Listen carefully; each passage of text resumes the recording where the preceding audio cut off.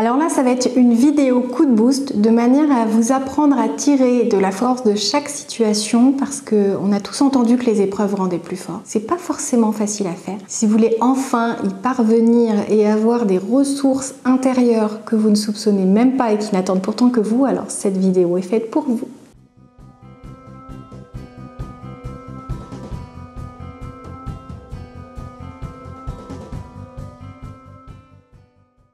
Bonjour à tous, je m'appelle Valérie Sauvage, je suis ravie de vous retrouver sur cette vidéo dont le but est de vous gonfler à bloc en termes d'optimisme, d'enthousiasme, d'espoir, de force intérieure, de confiance en vous, d'image que vous allez retravailler de la personne, de l'individu que vous êtes et que vous allez faire grandir pour l'élever à un niveau que vous n'avez peut-être jamais atteint. Alors la promesse est belle, peut-être vous semble insurmontable, mais vous allez voir la surprise que je vous réserve et je vous invite à rester vraiment jusqu'au bout parce que j'aurai une surprise pour vous à la fin de cette vidéo. Alors comment réussir à tirer de la force de chaque situation, même quand l'épreuve vous semble difficile, compliquée, même si vous avez l'impression que vous n'y arriverez pas, que c'est trop difficile, que votre monde s'écroule, que le changement occasionné que vous n'avez pas choisi, eh bien vous vous en seriez bien passé, que vous ne voyez pas du tout où est le positif. Et ça vous agace même d'avoir toutes ces personnes qui vous disent « mais tu sais, dans chaque épreuve, tu vas ressortir plus fort, grandi, tu vas apprendre des choses sur toi ». Sauf qu'il y a un moment en fait, pour réussir à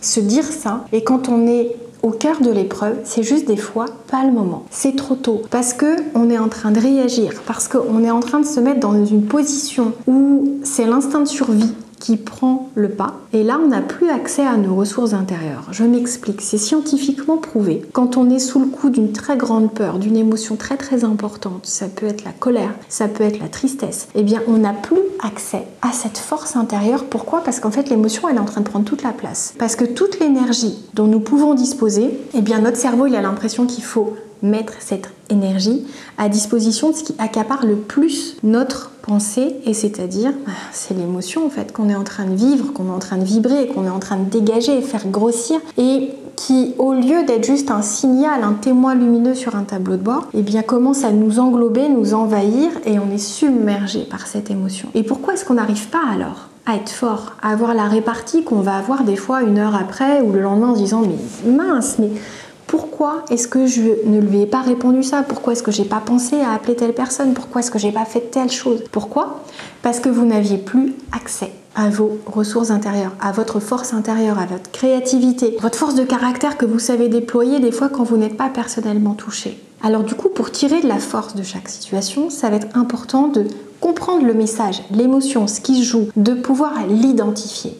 Il n'y a pas besoin que ça soit très précis. Il n'y a pas besoin d'en trouver la source. On pose un mot. Il n'y a rien de nouveau sur ce que je suis en train de vous dire. On pose un mot sur l'émotion qui est en train d'essayer de nous submerger. Et on essaye au plus vite de se dire « Ok, je comprends ce qui se passe. Bon là, a priori, je suis en train d'avoir peur de quelque chose. Je vais prendre des choses dans l'ordre, un petit peu comme si je devenais un observateur, comme si vous pouviez vous extraire de la scène. Je ne vous dis pas de vous dissocier, simplement de prendre de la hauteur, de lâcher prise, de prendre du recul et de se dire « Ok, bon ça... » c'est ce que je suis en train de ressentir. C'est quelque chose qui peut-être me surprend, vient bousculer, vient apporter un changement dont je me serais bien passée. Maintenant, si je prends de la hauteur, formuler les choses comme ça. Maintenant, si je prends de la hauteur, qu'est-ce que je peux faire là, maintenant?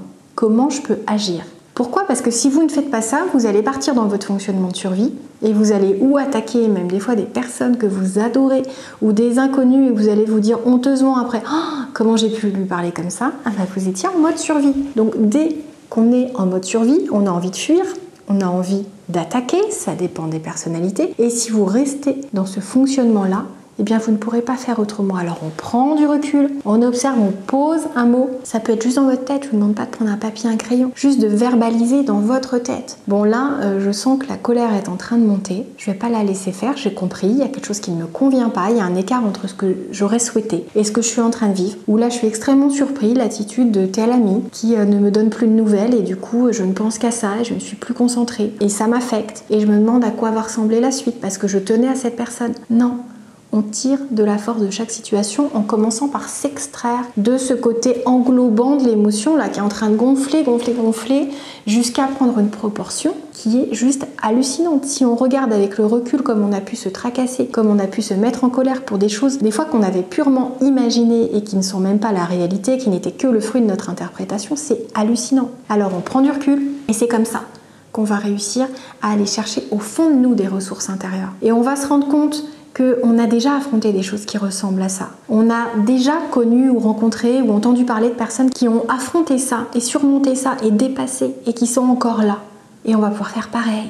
Et on va pouvoir imiter, modéliser, s'inspirer de ces personnes-là de manière à faire en sorte que la situation ne gagne pas la partie. Que notre interprétation ne nous empêche pas d'aller puiser au fond de nous. Parce qu'on n'arrivera jamais à ressortir plus fort et à tirer la leçon de chaque situation, de chaque épreuve, de chaque obstacle ou difficulté si on n'arrive pas à s'extraire de cette même difficulté. Donc à chaque fois que vous avez envie, parce que vous êtes envahi d'une émotion, et bien de vous dire mais j'ai envie d'être plus fort, je fais comment, mais comment font ces gens? Et bien on commence par prendre du recul. Étape 1, on pose des mots, on identifie, et peu importe que ce soit pas le mot exact, ok?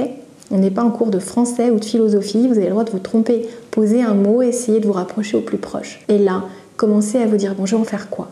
Et je fais quoi? Et c'est quoi l'action que je peux faire ou que je peux demander à quelqu'un de faire s'il est plus compétent ou s'il faut un professionnel pour me dépatouiller de cette situation inconfortable. Et vous verrez que c'est comme ça que vous allez adopter ce réflexe et de plus en plus rapidement qui va vous permettre de devenir fort, de tirer des leçons vite, de switcher littéralement, de sortir et de vous extraire en fait de ces émotions envahissantes pour reprendre les rênes. Et ça, vous êtes tout à fait capable de le faire.